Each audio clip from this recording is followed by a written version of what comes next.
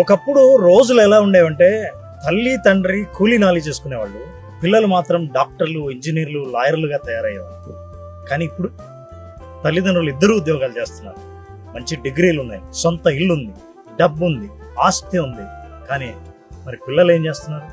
ఇన్స్టాగ్రామ్లో, సోషల్ మీడియాలో పనికి మాలిన పాటలకు డ్యాన్సులు వేస్తూ వైరల్ కావాలనే టైం వేస్ట్ చేస్తున్నారు. ఈ ప్రయత్నంలో జీవితంలో విజయాన్ని సాధించే మార్గాల్ని మర్చిపోతున్నారు.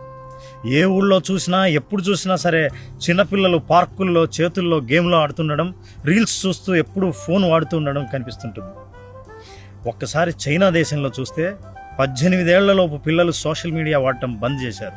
ఆ వయసులో శారీరక వ్యాయామం, కోడింగ్, ఆర్టిఫిషియల్ ఇంటెలిజెన్స్ వంటివి నేర్చుకుంటున్నారు.